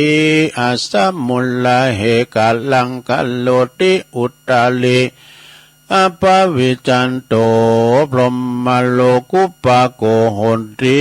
อัฏฐกถาอันนี้อานิสงส์จิจาคายว่าปุกกาละผู้หนึ่งผู้ใดเอาเมตตาเป็นที่เปิงจำเลินทำจุคืนวันบ่ขาดยามลับก็หากเป็นสุขเหลือลายตื่นขึ้นมาก็สบายจมจื้นบ่ฝันหันหลายตื่นตกใจแม้นไปที่ตังใดก็มีผู้ห่มรักใครฝูงผีปีศาจน้อยใหญ่ปิยาแปลงเทวดาเตรียมแฝงวงแวดเฝ้าไฟยาพิษและหอกดาบนั้นเล่าบ่คาตายจิตใจมุ่งหมายเป็นสมาธิใดเลี้ยวด่วนใบหน้างามแหลบล้วนผ่องผิวใสสติก็บ่ลงไหลเมื่อกาตามกาละมรณาถการสมปานะยังบ่อาจถึงมรรคผลผลย่อมมีชั้นพรหมเป็นที่ไปบังเกิดอันนี้เป็นอานิสงส์อันล้ำเลิศแห่งเมตตาเอกสารวม11ข้อกล่าวด้วยอันย่อพอเป็นที่เข้าใจความก็มีด้วยประการดังกล่าวมานี้และนานิปันนสุตังนิทิตังขียา อันเตสนายังธรรมนิพพานนาสูตรอันแควบอันย่อก็บางโกมโสมเรศเด็ดเลี้ยวเต่านี้ก่อนแลสาธุสาธุสาธุเอาศรัทธาญาติโยมติดเอาอานิสงส์เนาะนะติดเอาอานิสงส์ก่อนเปิดอุทิศบุญกุศลไปหาผู้วายชนเนาะที่เฮาได้ยินได้ฟังกันเนี่ยศรัทธาญาติโยมทั้งหลายอันความตายชายนารีนั้นหนีไม่พ้นจะมีจนก็ต้องตายกลายเป็นผีถึงแสนรักก็ต้องร้างห่างทันทีไม่วันนี้ก็วันหน้าช้าหรือเร็วนี่มัจฉาก็โวยศรัทธาเฮาไปหูอย่างความตายไม่มีนิมิตไม่มีเครื่องหมายภัยมรณะมันอยู่แวดล้อมเฮาเนี่ยมันจ้องอยู่นะทุกอิริยาบถสี่มันบ่ได้โอกาสเติมได้นะเอาจะหมดบุญเวลาไหนหอมหู้เนาะเวลาเขาจะลุ่มหายแต่จากตึกละบุญมีละตึกหาหน่อยนะจะไปต่ออายุมีเงิน100 ล้านพันล้านขออยู่ทั้งปีนะขอปล่อยลงแล้วกันนะก็จะไปนะไอ้เนี่ยมันก็ใบยอมเนี่ยอันพยามาคิวลาดนี่นะมันเป็นเสนาใหญ่เสนาน้อยมากก็ไม่หรอรถก็เป็นเสนามานาไฟฟ้าก็เป็นเสนามานาเนาะเป็นที่ดูฉะนั้นต่อไปเนี่ยตุลุงจะปันป้อนเนาะปันป้อนโลมกันหมดนะเอาทิศบุญกุศลไปหาปอบุญมีเนาะแล้วก็ปอพิรุณธรรมวังด้วยวันพุกนี่เปิ้นก็จะเคินศพนะแต่ปอบุญมีนี่เปิ้นชาปนกิจไปแล้วเนาะด้วยเหตุได้ก็บ่ฮู้นะเปิ้นก็ลุ่มหายแต่จากไปปอบุญมียังหายหน้าหายตาไปหาบ่ให้สบายนะทุกเปิ้นเสียงแหบไปหน่อยเนาะเอาปอดนึงเอวังโหตุดีและอาจจะในวันนี้ก็หากว่าเป็นวันดีสลีสุภมังกาละกาตาอันประเสริฐล้ำเลิศยิ่งกว่าวันและยามทั้งหลายบัดนี้หมายมีเจ้ามูลศรัทธาคืนสีขาวเฮากูขู่กูคนได้ปากันฉลองโคงควายตกแต่งแปลงพร้อมน้อมนำมายังมัทุบุภาลาจาดวงดอกข้อตอกดอกไม้พร้อมกับธรรมเทศนามาถวายเป็นตานเปิดวัดจักอุทิศบุญกุศลอันนี้แผ่ผายย้ายบุญไปหาจิตตาดวงวิญญาณของป่อบุญมีเมืองกลางที่ล่วงลับดับขันไปสู่ปันละโลกปันนาร้อนหาว่าได้วางจิตใจอารมณ์อะไรไปบ่จ้างได้ไปตกต้องวางอยู่ในระหว่างประตูจตุละอาบายกับกายไปเกิดเป็นผีและเปรตทุกขเวทนาห้อนก็บ่ได้อาบอยากก็บ่ได้กินอย่างได้เฮก็ดีก็ขอกุศลบุญญาลาสีอันนี้ จุงไปหลอดไปถึงในกาลวันนี้ยามนี้แม่นว่าบุญกุศลในไปจุดจอดรอดทองเดือถึงเติงเมื่อเจ้าขอกับกายปิ้นเข่าง่ายไปหอดเมื่อควายขอกับกายปิ้นเข่าตอนแม่นว่าไปจุดจอดรอดถึงเติงยำตอนขอกับกายเป็นแก้วเป็นแสงไปหอดยำแรงขอกับกายเป็นแผ่นเสื้อแผ่นผ้าไปหอดหมดแล้วขอเป็นเข่าติบนาทิพาดนาสิปาการต้นตัวของป่อบุญมีเมืองกลางได้กินได้บริโภคผลเสียจากที่ยากพรักเสียจากที่ตุกใดเสวยความสุขในสัมปรายภพนั่นจุงจังมีเตียงแต่ดีหลีแม่เพียนหยาดน้ำเด้อยะถาวาลีวาหาปูลาปาลีปูเลนติสากัลลังเอวะเมวะอิโตตินังเปตานังอุปกัปปติอิสิตังปฏิตังตุมหังคิปัมเมวัสมิจตุสเปปุเรนตุสังกปาจันโทปันนรโสยะถามณิโจติรโสยะถาภวะอภิวาตานาสีลิสานิจังวุธาปัจจายโนจัตตารโอธรรมาวัฏันติอายุวันโนสุขังปะลังเอาแล้วศรัทธาญาติโยมทั้งหลายเนาะนะญาติโยมของเฮาคืนสีขาวเฮาก็ไปกันทีละคุณก็มันเป็นธรรมดาเนาะตูเจ้าก็จะอยู่ก้ำฟ้ากันเปิ้นของเฮาเนี่ยนะมันก็จะไปทีเดียวกันหมดนะลุ่มหายตายจากเฮิรนที่เคยอยู่จากอู่ที่เคยนอนจากหมอนที่เคยนุนจากบุญที่เคยได้กระทำจากกรรมที่เคยก่อจากน้ำบ่อที่เคยตักต้องปัดพากจากที่อยู่ที่อาศัยไปไม่กลับหลับไม่ตื่นฟื้นไม่มีหนีไม่พ้นคุณเฮาเกิดมาในโลกหลาสงสารมีความตายเป็นธรรมดามาโตเปล่าก็ไปโตเปล่าเมื่อเจ้ามามีอะไรมาด้วยเจ้าจะเอาแต่สุขสนุกฉะไหน มามือเปล่าแล้วจะเอาอะไรไปเจ้าก็ไปมือเปล่าเหมือนเจ้ามานี่สะได้เนาะขอจิตตาดวงวิญญาณของปอบุญมีสู่สุคติเนอะสัมปรายภพจบลงไปสดาญาโยมทั้งหลายเนาะต่อไปขอประกาศข่าวบริการกันเนอะแม่จิตราอินเพลาหรือว่าแม่สีเนอะเปิ้นอยู่บ้านดุงป่าหวายเปิ้นโทรมาหาตุลุงว่าขอประกาศก็เดินอินดูเปิ้นตุลุงนะอินดูเปิ้นตุลุงนะแม่กาคนใดเอาถุงผ้านะที่เปิ้นเอาไปกาไปขายตกหล่นที่หน้าร้านปียุพินกล้วยทอดหน้าวัดดงป่าหวายก็เฮือมาเอาเนอะเก็บไว้ให้จะดีนะไผนะแม่กาคนใดไปลืมผ่าปกผ่าที่เปิ้นขายนะเปิ้นนั้นตกอยู่ที่ร้านปียุพินที่เปิ้นขายกล้วยทอดหน้าวัดดงป่าหวายเนอะแม่สีเปิ้นว่าเก็บไว้จังเดียไปเอาไว้อินดูเปิ้นเนี่ยนะข่าวบริการก็จบไปนะสดาญาติโยมทั้งหลายก็จะมีข่าวบริการข่าวสินข่าวต้านเนาะข่าวกินต้านเนี่ยก็มีอยู่แต่ตุลุงก็อันนี้ไม่ได้ว่าอันนี้เอาให้หน่อยเนาะเวลาตุลุงถึงเปเลอะแต่ว่านี่อูถึงโลภะความโลภนะแล้ววันนี้มีทั้งอย่างโทสะเนี่ยโทสะคืออะไรนะของพ่อครูศรีนวลแก้วสุขนำดิบน้อยนะโทสะคืออะไร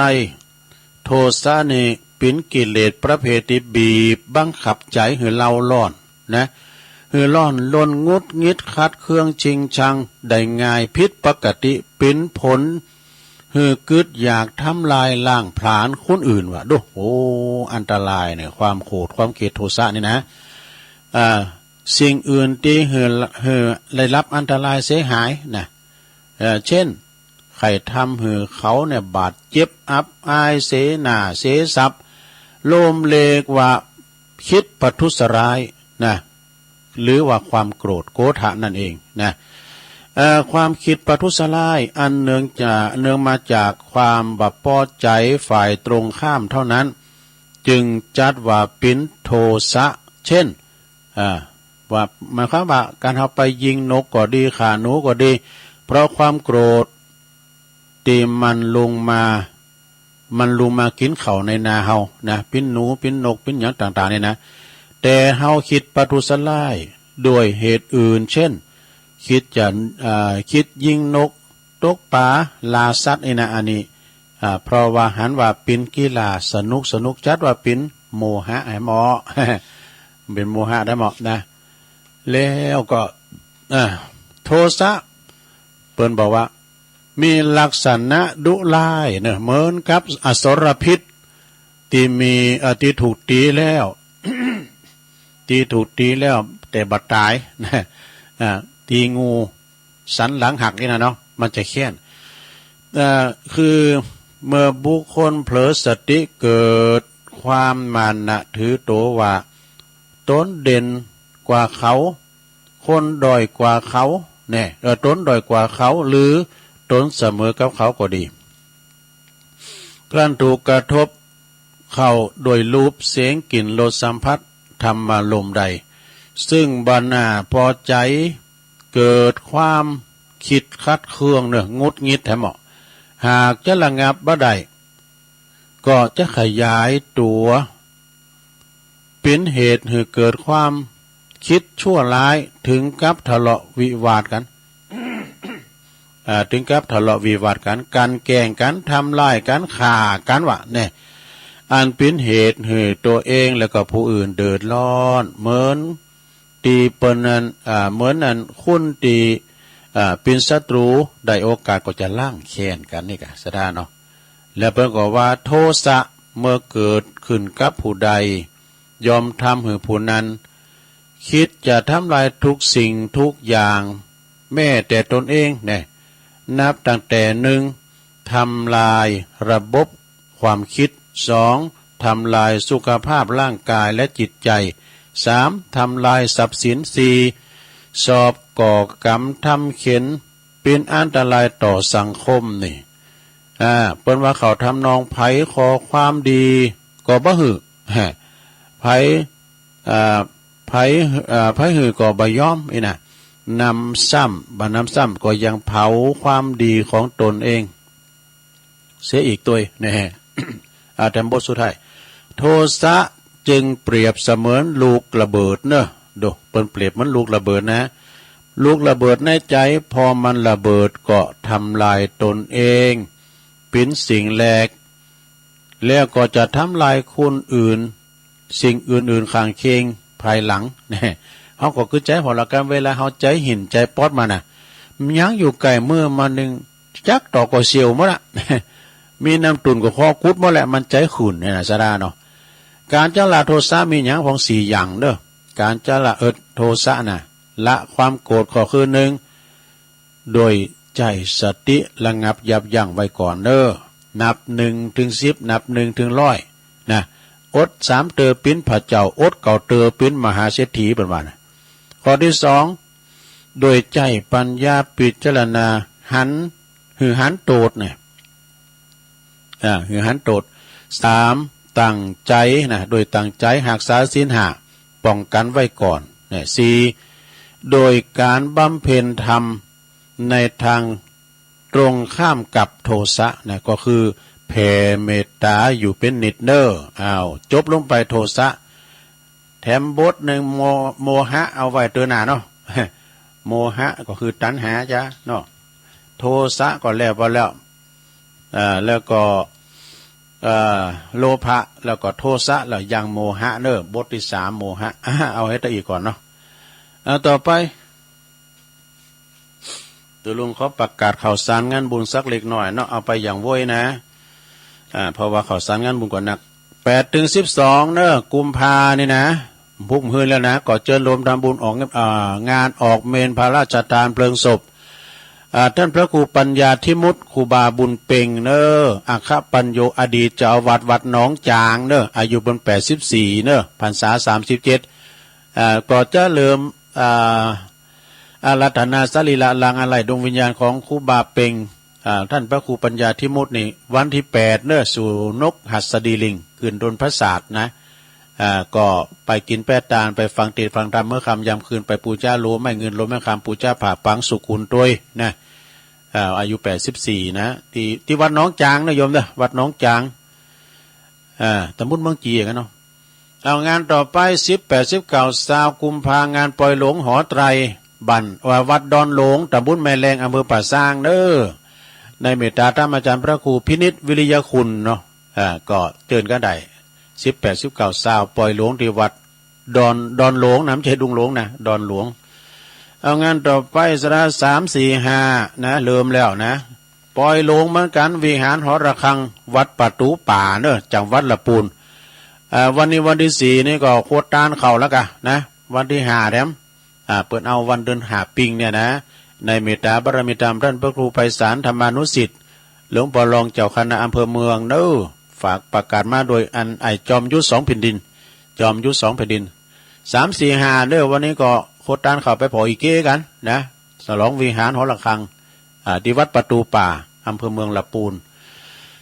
12 ถึง 13 งานปล่อยหลวงบ้านกลางวัดตำบลยุวาอำเภอสันป่าตองนะอันนี้เป็นฝากประกาศโทรมาดูปีนั้นแล้วก็23 กุมภาก็งานปล่อยหลวงที่วัดวังสิงห์คำนะตำบลป่าแดดเนอะครูบาในวัง หรือว่าท่านพระครูวิสิตศิลาภรณ์นะฮะเปิ้นก็จะมีงานปล่อยหลวงวัดวังสิงห์คำเนอะตำบลป่าแดดเชียงใหม่บุนะวันที่5วันพุธนี้ก็งานออกเมนพระราชทานเพลิงศพอดีตเจ้าคณะอำเภอแม่ริมกันเนาะท่านพระครูปัญญาวิเชียรนะฮะหลวงพ่อจะไปวันเนี้ยพรุ่งนี้เปิ้นมีงานในพื้นที่เปิ้นจะไปวันเนี้ยหลวงพ่อนะก็เชิญเนอะไปรวมทำบุญกันนะฮะออกเมนพระราชทานเพลิงศพเอางานต่อไปสดาไปอย่างโวย14 กุมภางานประจำปีส่งน้ำประทานที่วัดป่าตองคันธารามตำบลตาตุ่มเนอะอำเภอป่าสร้างในเมตตาบารมีธรรมอาจารย์พระครูสุคนทศิลวิมลเจ้าคณะตำบลท่าตุ้มเจ้าวัดป่าตองคันธารามเนอะวันที่13ตอนแรงนั้นก็จะมีทักษิณานุปทานทำบุญอุทิศบุญกุศลแด่บูรพาจารย์แล้วก็เมื่อคืนเนี่ยมีแข่งว่าวไฟเนอะ กลางวันวันที่14นั่นก็มีซอมีย้อนยุคคณะมิสเตอร์เจอันนี้ก็ตั้งตุบิลงฝากประกาศมาเด้อตุลุงก็จะไปแล้วก็งานต่อไปสดาญาติโยมทั้งหลายงานต่อไป14กุมภาเหมือนกันวาเลนไทน์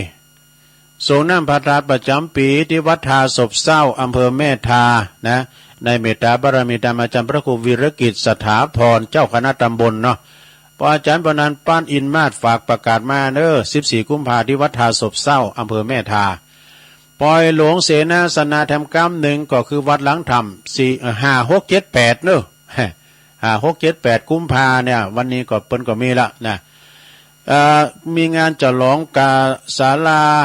ปรริญญานะแล้วก็ห้องน้ำเสนาสนะไปในวัดหลังถ้ำตำบลสองแควอำเภอดอยหล่อนะท่านพระอาจารย์นรินทร์โลจโนรักษาการเจ้าวาดนะฝากประกาศมาเด้อตุลุงก็จะไปวัดฟ้าหลังก็มาละว่าละนะตุลุงขึ้นแล้วปีกมาก็เกือบ3 ทุ่มมาถาเทคนะปุโรเติงบ่ก้านะมันล่ามก็มายะมันถึงกับวัดเสดือมันโมนมันหางมาหลายปีนะตุลุงนะเอาม้วนนะครับเขาสอบโมนกันเนาะก็วัดฟ้าหลังก็เริ่มตั้งแต่ว่าแล้วนะวันนี้แล้วก็ผูกโดยนะหาปิงเปิ้นได้ยกจอฟ้าด้วยเนอะว่าจอฟ้าโบสถนะก็เดียวก็ชั้นเจ้าแล้วก็ลุงชัยจะมาครับ ในงานนี้ก็เปิ้นก็มียกจอฟ้าโดยทรงน้ำพระธาตุพระบรมธาตุเจ้าฟ้าหลังด้วยเนาะว่าเปิ้นอาราธนาพระธาตุเสด็จอยู่ที่หอทรงน้ำนะในงานนี้เป็นคือแล้วมีดนตรีโฟกซอง แล้วก็วันนี้ก็มีย้อนยุคด้วยเนอะย้อนยุคต่อมิวสิกนะแล้วก็คืนวันที่5นั้นมีมวยหน่อยศิลปะแม่ไม้มวยไทยแล้วก็มีลิเกด้วยเนอะที่วัดฟ้าหลังนะแล้วก็มีหลายตีนะก็เดี๋ยวก็จะประกาศต่อไป15-16 เมษา โอ้นี่วัดสันเมืองไกลอยู่เนอะสันเมืองนี่ก็ไกลอยู่เปิ้นก็มีงานทรงน้ำพระธาตุพระเจ้าปิ่นเจ้าภาพสังชุดละ300 บาทที่ต่อดิสมาเนนเอาลักเนอ15-16 เมษาแล้วก็2-3-4 มีนางานเปลี่ยนผ้าครูบาเขาปีเนอะวัดพระพุทธบาทผาหนามอำเภอลีนะตันครูบาดอนเขาน่ะเปิ้นก็จะมีงานมีนานี่นะเดือนหน้าเนี่ย2-3-4 มีนาเนอะประกาศไม่ขายเปิดขายโคมโมนขนาดดาตุนี่นะแล้วงานต่อไปอันนี้ตุปิโอมฝากประกาศมานะฮะนะกฤษกรแสงเงินชัย16-17 มีนาบุญเนอร์66นะเดือนหน้ามาเปิ้นจะมีงานประเพณีสงน้ำอนุสาวรีย์ครูบาจักรอินทจักโกอดีตเจ้าอาวาสวัดทุ่งโป่งตำบลเหล่ายาวอำเภอบ้านห้องในงานเนี่ยมีมหรสพสมโภชตลอดงานท่านพระครูสมุท่านพระสมุสุเมธีทิติโกตุปีเคเขานะ16-17 มีนาบุญเนอร์ที่วัดทุ่งโป่งนะ2-5 กุมภาก็เพิ่งเข้ากรรมแล้วเนอะที่วัดชัยเกษมต้นซ่านนะตั้งคณะสงฆ์และคณะศรัทธาเปิ้นเข้ากรรมลุกขมูลกรรมเนอะที่วัดชัยเกษมต้นซ่านฝางกูนะเมื่อคืนก็ไปฟังเทศน์เมื่อเจ้าก็ไปซ่าเข้ากรรมกันเนอะแม่โบพัดฝากประกาศมาเนอะงานต่อไปสดาเอารวมกันเนาะรวมกันว่าไปหมดถึงเดือนหน้าเดือนในเอาวำพูกนี้ไม่ได้มาแทมเบิร์ดก็ไม่ได้มาเด้อคืนเวลานะเมื่อวันเสาร์นี่ขอแปะก่อนเนอะเพราะว่าจะติดงานอยู่ที่เขาเตียนวัดฟ้าหลังนะวันบึ้ดนี้จะได้โทรไปบอกท่านพระครูอภิวัฒนวิกรมตุลุงขอขึ้นรายการกันเสาร์แรงบึ้ดนะ6 โมงถึง 2 ทุ่มนี่ก็ขอลารายการก่อน18-19 กุมภางานปล่อยหลวงศาลาและก็เสนาสนะภายในวัดศาลาตำบลน้ำแพร่อำเภอหางดงนะในเมตตาบารมีธรรมหลวงพ่อท่านพระครูโชติสุวรรณสอนเจ้าอาวาสวัดศาลานะฮะแล้วก็พร้อมกันนั้นเปิ้นมีงานปล่อยหลวงนี่18-19 กุมภานี่มหรสพสมโภชคณะอิเกชายน้อยพนมศิลป์เปิดม่านทำการแสดงแล้วก็ไอจูขี้เมี่ยงไปซอ ดนตรีพื้นเมืองประยุกต์ก็คณะสลีต้นเฮือดอาจารย์บอยครูบอยเขานี่นะที่วัดศาลาเนอะตำบลน้ำแพร่พระเจ้าหลงนะซ้ายมือนะโยมเนอะถ้าเอาขึ้นไปนะ13-18นะออกเบญพระราชทานเพลิงศพ หลวงพ่อท่านพระครูสุมนประสิทธิ์นะอายุปัน75 พรรษา55อดีตรองเจ้าคณะอำเภอดอยสะเก็ดอดีตเจ้าวาดวัดมหาวนาพิมุกแม่จ้องวงเล็บนะอำเภอดอยสะเก็ดเนอะหลวงพ่อมานิดฝากประกาศมานะ13-18 กุมภากลางเดินเนอะโยมเนอะไปรวมกันฟังเทศน์ฟังธรรมเมื่อคำยำคืนสวดพระอภิธรรมแล้วก็ไปปูจาผ่าบังสุกุลตลอดถึงโลไม่เงินโลไม่คำกันเนอะโอ้ปีนี้งานปล่อยหล่อมีหลายได้ปล่อยหล่อก็คือเสียศพครูบาอาจารย์นะโยมเนอะปล่อยหลวงกับปล่อยหลวงวัดนะวันที่5 กุมภาวันพุธนะวันนี้วันพุธเนี่ยนะอันนี้แม่สุทัศน์ดีมูลฝากประกาศมาขอเชิญลมแอวงานเนี่ยทำบุญประจำปีเดือน5 ปิงวัดตาจ้างทุ่งปีแม่วางเนอะนะวัดมีแม่น้ำกวงไหลผ่านตัวยจงจรเจ้าก็ทำบุญตักบาตรกันนะฮะเปิดโอกาสสดาใดปูจานน้ำอบน้ำหอมสลัดสลงทรงน้ำพระธาตุกันและช่วงตอนบ่ายมีซอโดยมีมัจฉาตอนเย็นมีดนตรีแล้วก็มีมวยทะเลโอ้ไข่หันได้มวยทะเลนะ แม่สุทัศน์ฝากประกาศมาเนอะแล้วก็6 กุมภาก็ขอเชิญรวมทำบุญครบรอบ13 ปีของครูบาดวงดีสุภัทโทวัดตาจำปีเนอะวันที่6ก็วันจันทร์พอดีกันเนาะพี่นั้นผลฝากประกาศมาเนอะแล้วก็6 มีนาบุญนำกรรมหนึ่งนะ6 มีนาก็เดือน6 ปิงกันเนาะก็เชิญรวมทำบุญงานยกจอฟ้าหอไตรเหมือนกันหอธรรมนะที่วัดป่าลานตำบลสองแควอำเภอดอยหล่อเนอะซึ่งก็ช่วงบ่ายก็จะมีอุปสมบทตัวเป็กตัวเจ้าทั้ง3 ตุนนะอันนี้ก็ท่านพระครูปลัดวันลบฉันทะศรีโลเจ้าวัดป่าลานฝากประกาศมาเนอะ6 มีนานะเพิ่นจะมีงานยกจอฟ้าหอไตรวัดป่าลานก็วัดลุงใจนะเอาลุงใจปิ้นหมอกเนาะลุงใจลุงใจไอแซมนะตุลุงก็ไปจอยกูเพียนะแล้วก็งานต่อไป56เหมือนกันนะมีนานะ6 มีนาก็ขอเชิญรวมทำบุญแอวงานประจำปีส่งน้ำพระธาตุแล้วก็อนุสาวรีย์ครูบาอุ่นเฮือนนะแล้วก็ไหวสาพระธาตุพระเจดีย์เกศแก้วจุฬามณีศรีหฤพุนชัยที่วัดป่าหกฟ้าเด้อหน้าวัดป่ารกฟ้าตำบลน้ำดิบอำเภอป่าซางจังหวัดลำพูนในวันที่5นั้นเป็นวันตกแต่งดาเนอะวันที่6นั้นก็รวมทำบุญสลัดสลงทรงน้ำกันตลอดวันนะพระสงฆ์ทั้งนั้นเจริญพระพุทธมนต์แล้วก็งานนี้มีมหรสพสมโภชตลอดงานเนี่ยเพราะว่าจะปิ้นชมรายการมวยการกุศลมีมวยด้วยนะมีรำวงย้อนยุคดังมีลิเกดนตรีแล้วก็มัจฉาพาโชคการกุศลโดยในเมตตาบารมีธรรมหลวงพ่อท่านพระครูสุนทรปัญญารัตน์เจ้าคณะตำบลหนองยวงเจ้าอาวาสวัดป่ารกฟ้านะวัดของท่านสจ.บุญเลิศอินบุรีก็นะอาจารย์เลื่อนตะเซี่ยวอาจารย์เลื่อนนี่เป็นปกครูเก่าตุลุงนะวันที่6เนี่ยเดือน6 ปิ้งวันเดือนนะมาฆบูชาวันที่5 ที่6นะก็มีหลายวัดเนี่ยเปิ้นจะมีนะวันที่5 ที่6 มีนาเนี่ยก็บอกว่าจะเป็นวัดบ้านปางวัดของครูบาเจ้าศรีวิจัยวัดบ้านปางเพราะว่าจะเป็นวัดหอยการก็ดีนะวัดหอยการของท่านพระครูศิริสุตตาภิรัตน์นะแล้วก็วัดศิริมังคลาจารย์ท่านพระครูธรรมธรปัทวนอภัยโยที่วัดศิริมังคลาจารย์ตีนน้อยนะตำบลเดียวกันเนี่ยแล้ววัดสันขยอมนี่สันขยอมเดียนนี่นะสันขยอมหอยทางนะหอยทางนี่เพิ่นจะมีหล่อพระเจ้าตันใจปั่นพระเจ้าตันใจเนอะวันที่5 ที่6เหมือนกันนะเปิ้นจัดปั่นพระเจ้าอันนี้งานใหญ่เหมือนกันเนอะต่อไปงานต่อไปแถมนี่สระโอ้จบแล้วกะ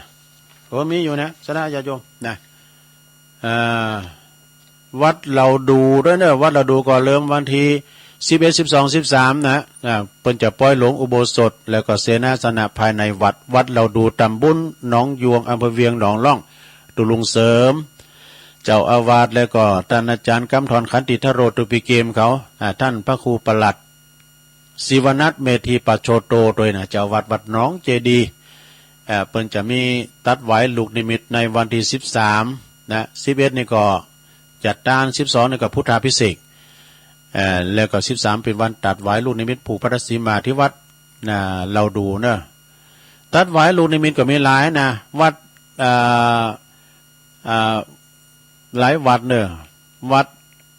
เราเป่าด้วยนะเปิ้นก็จะมีตัดไว้ลูกวันนี้เปิ้นจะมีการยกยอดชัดขึ้นสู่บนยอดบนยอดโบสถนะแล้วก็จะมีการพุทธาภิเษกสวดมนต์ตันด้วยนะวันนี้แล้วก็ปุ้นวันที่2โคตันเขามีนาวันนะ2มีนาวันที่4ก็ตัดไว้ลูกนิมิตนะวัดน้ำตองด้วยเนี่ยวันพุกนะวัดน้ำต้องตำบลบันหลวงอำเภอจอมทองนี่เปิ้นก็จะมีการตัดไว้ลูกนิมิตวันนี้เปิดโอกาสเนี่ยพระจะไปปิดทองก็ไปเนอะปิดทองลูกนิมิตนะที่วัดน้ำต้องอำเภอจอมทองนะมีไหนแถมนี่แล้วก็ข่าวสารงานบุญมีแถมหลายปีนี่นะสดาญาโยมเนาะขอเชิญรวมทำบุญท่านเศรษฐีใจบุญในทุนใจดีผู้มีบุญบารมีทั้งหลายในวันที่25-26กุมภาพันธ์บุญนะไปเดินนี่นะเปิ้นก็จะมีการยกยอดชัดพระธาตุเจดีย์อินแขวนจำลองแล้วก็ตอดผ้าป่าสามัคคีโดยเปิดจะได้จัดสร้างห้องน้ำจำนวน8ห้องละ20,000 บาทเนอะในวันที่25แล้วก็26กุมภาพันธ์กองบุญละ200 บาทจำนวน 2,566 กองเต่ากับอายุ เต่ากับพศนะฮะณวัดกู่แก้วนาคราชตำบลน้ำดิบอำเภอป่าซางเนอะนะโดยมีวันที่25นะก็ตกแต่งได้วันที่26นะก็เจ้าภาพแล้วก็สายบุญต่างๆพร้อมกันที่วัดนะวันที่26วันที่เวลา 10 โมงนะก็พิธีสืบจัตตาหลวงแล้วเนอะญาติโยมทั้งหลายก็จะมีการสืบจัตตาหลวงโดยแล้วก็10 โมงครึ่งนั้นก็ยกยอดชัดบรรจุหัวใจพระธาตุกันต่อไป11 โมงนั้นก็ถวายพระทหารเพลประธานสงฆ์ที่ปรึกษานะก็พระอธิการวีรชัยอิทธิธารีเจ้าวาดวัดกู่แก้วนาคราชหรือว่าครูบาวันเนอเพื่อก็ลูกบนดอยเนี่ยนะไปเป็นตุหลวงฮะนะลูกศิษย์หลวงพ่อท่านพระครูสาธุกิจจานันท์แล้วก็ประธานที่ปรึกษาฝ่ายคารวะก็มีทางประหลวงมานพขันนาแลผู้ใหญ่บ้านวังสวนกล้วยหมู่ที่12ประหลวงนิกรธรรมปวนผู้ใหญ่บ้านท่าไม้หมู่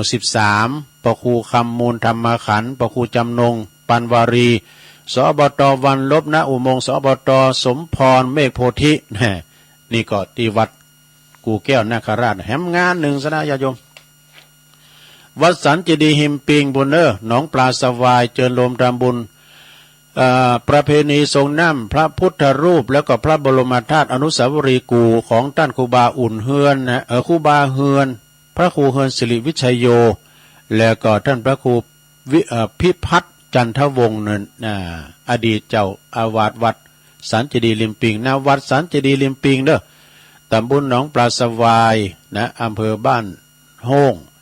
วันที่เก่าที่10 เดือนกุมภาเนี่ยนะเอาพุ่งพื้นได้แล้วกันนะวันที่เก่าที่10 กุมภาเนอะก็ไปรวมทำบุญกินตามโดยกันวันที่เก่านะก็วันตกแต่งห่างดาตานวันที่10ก็เป็นวันงานเนอะเปิดก็จะมีทักษิณาในวันที่เก่าโดยตอนแรงนะ4 โมงครึ่งในตอนแรงของวันที่เก่านะก็ทำบุญทักษิณาอุทิศบุญกุศลแด่บุรพาจารย์แล้วก็วันที่10นะก็เป็นวันงาน9 โมงนะพระสงฆ์วัดก็จะได้แห่โคตรเข้าตลอดงานตลอดวันเนาะงานนี้ก็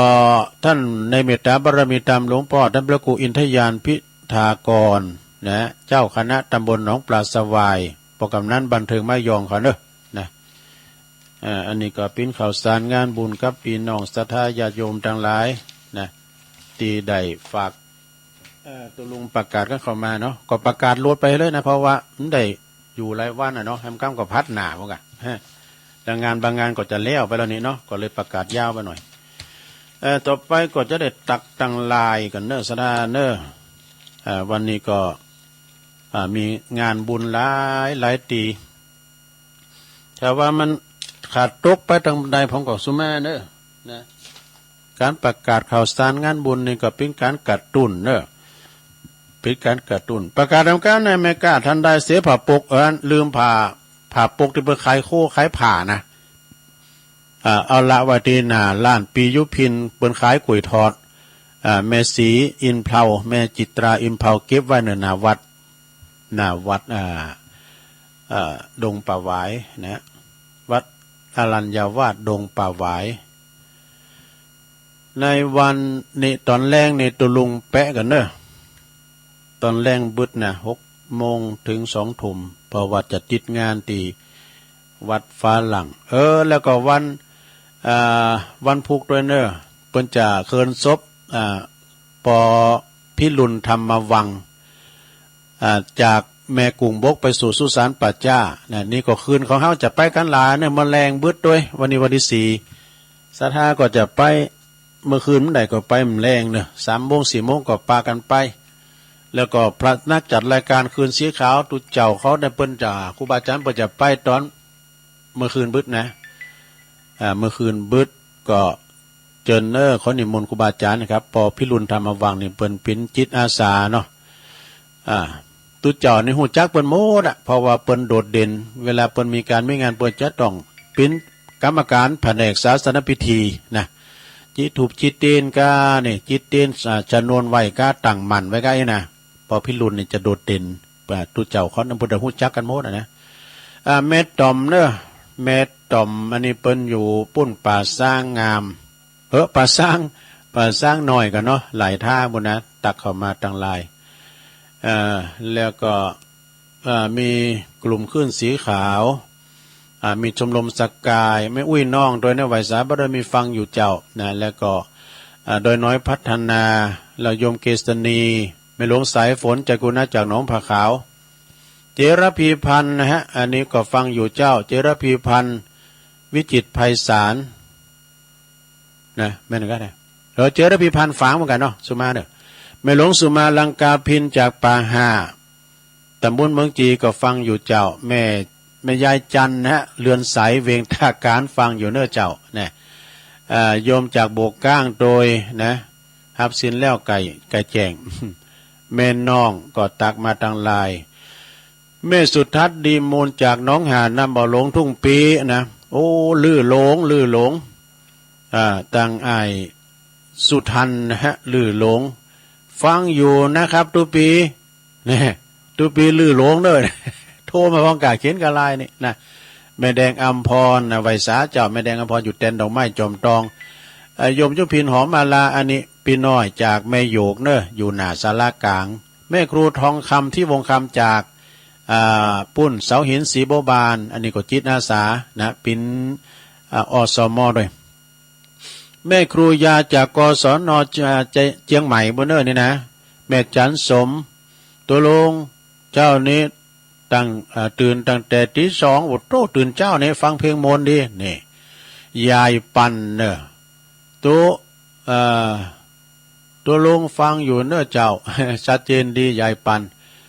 พี่ไอ้บรรจงกันทัพวงอันนี้เปิ้นอยู่ปุ้นอยู่น้ำดิบเนอเนี่ยฟังอยู่แล้วก็มีน่านฟ้าเรดิโอคุณลุงนิรันดร์ปันดอนตองอันนี้เป็น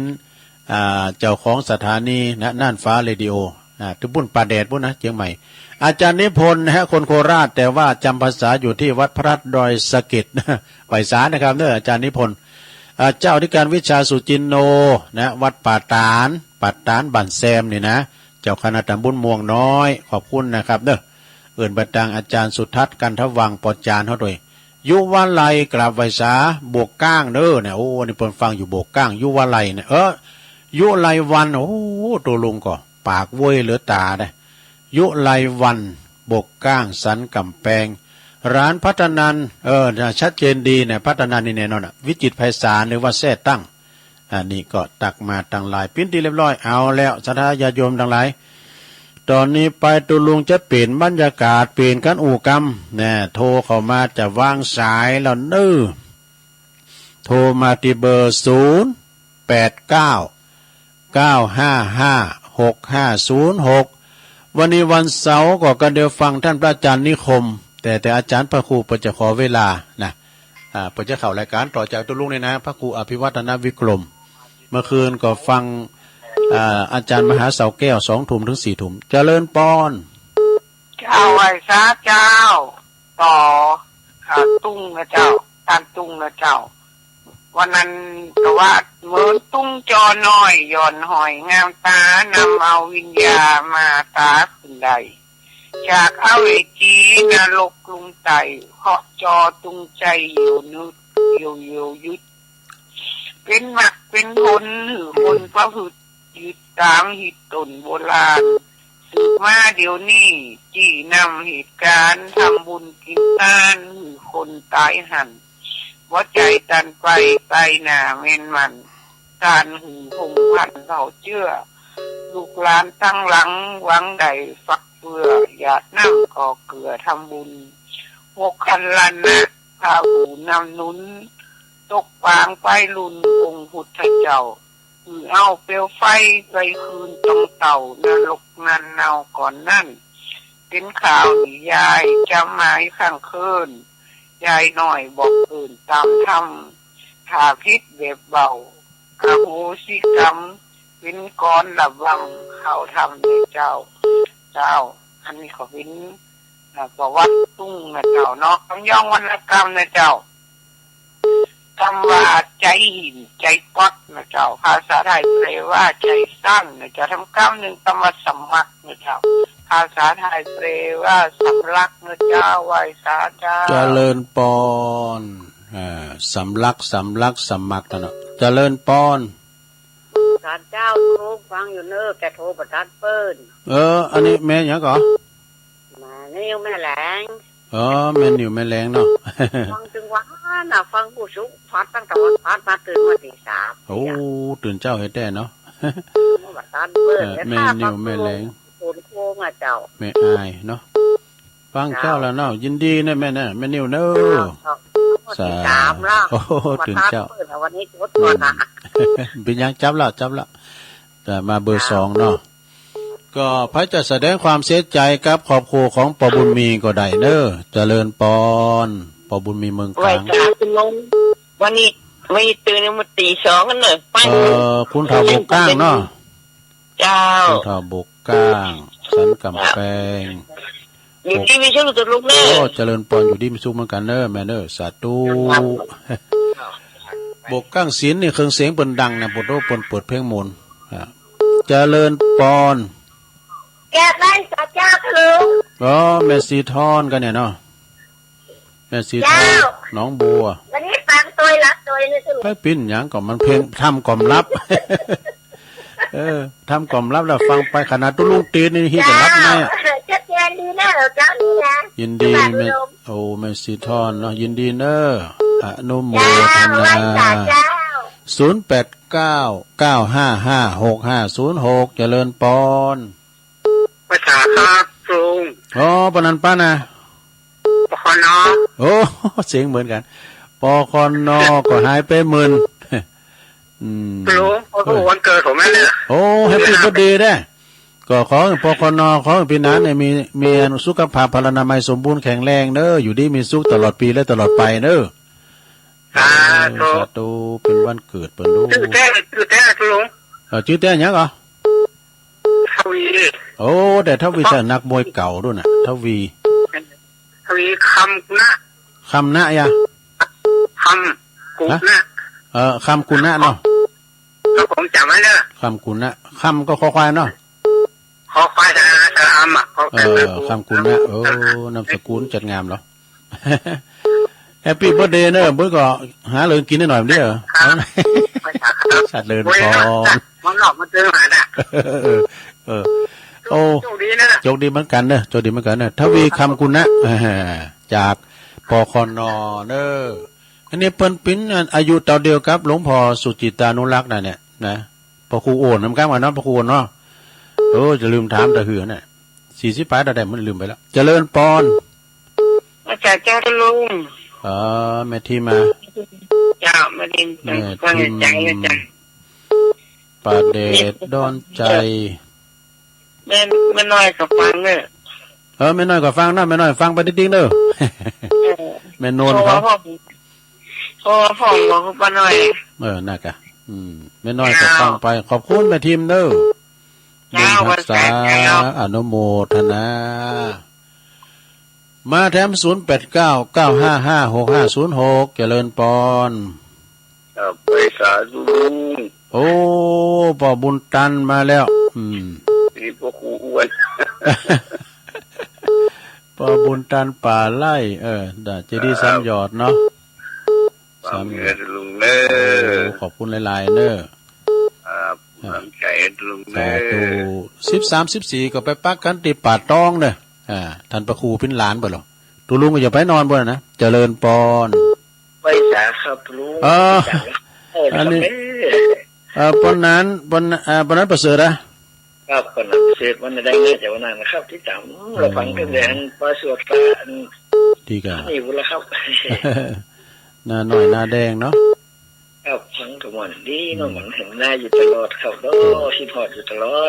ที่กำลังใจในการพองด่ะเนาะครับเขาจุงดีๆมีทุกอันยังมันยาวๆบางคนใช้กันก็ไว้กันเด้อโอ้ขอบคุณเด้อขอบคุณหลายๆปนานเด้อสาธุตัวแทนเป็นน้องปุ่นน่ะเนี่ยเมืองนานบ่นะปอนนั่นก็หายบ่นะโทรมากะเจริญปอนเมืองฝางอย่างมาเชียงรายเด้อลูกวันดีเจ้าพระจ่าเจ้าหลวงอยู่ตรงใดมั้ยมันนี่อุ้ยสาวเจ้าอุ้ยสาวคุ้มตะวันเนาะฟังตรุงตั้งแบบ2ฟังตรุงฟังสวยรับเป็นนิ่งก็จะน้ำปิ้นยังก็มากว่าก็หานอนถึงรับหรอปิ้นยังแสดงความดีใจกับครอบครัวของพ่อบุญมีนั่นตัวนั่นเจ้านั่นก็พ่อบุญมีเมืองกลางที่ฟังทำแม่ก็ไว้แล้วเปิดไว้นะอากะปิ้นยังเขาก็การทำเหมือนเราเนี่ยเนาะเป็นไปสวรรค์แล้วขาสุภาพเปิดเลยดูขอบคุณแม่เนอเจ้าสาธุการก็ไม่ดีเริ่มเดียวนะการติดกินติดหมอกนั่นน่ะน่ะกะ PM คือ0899556506เจริญปอนไม่สาเจ้าตุลุงไม่สาวรับเจ้าชายประการมาแล้วมึงฟังอย่างมาเด้อนะเจ้าฟังอยู่เจ้าตุลุงยินดีหลายๆเจ้าไว้สาเจ้าชายประการให้มา2ลายละเนาะแม่สีทอนสายต่อไปเจริญปอนกอบรีบโกยรีบถอรีบพายตลาดจะว่าสายบัวจะเน่าเหมือนพ่อบุญมีนะคะขอแสดงความเสียใจกับครอบครัวพ่อบุญมีตัวแม่เจ้าเนี่ยนั่นน่ะนี่น่ะมันแน่นอนได้คนนอนแน่นอนเนาะได้ยินเสียงอยู่นั้นน่ะนั่นกะเจ้าไปสาธุลุงสบายอีหรอเหมือนไปสาธุลุงฟังอยู่เด้อเสียงคนได้แหบไปหน่อยนะเจ้ารู้ว่าก็ได้กินยาเหี้ยก็ได้ก็หายนั่นกะยังว่าอ่านอยู่เนี่ยบอกให้สบายนะเจ้าอันนี้จังเนาะเจ้าเกิดแก่เจ็บแล้วก็ตายครบหมดพอดีเนาะแม่น่ะแต่เฮานี่มีเกิดมีแก่มีเจ็บอยู่มีตายอยู่บ้านน้ำเก่า10 ปีอยู่ทำบุญต่อไปเนาะเจ้ากำลังใจนะเจ้านมัสการเจ้าใครแม่สายพินมาซอเรื่องเกิดแก่เจ็บตายแม่สายพินจังซอเจริญปอนขอเจ้าสายเจ้าเป็นเรื่องน่ะแม่สาบสมเมง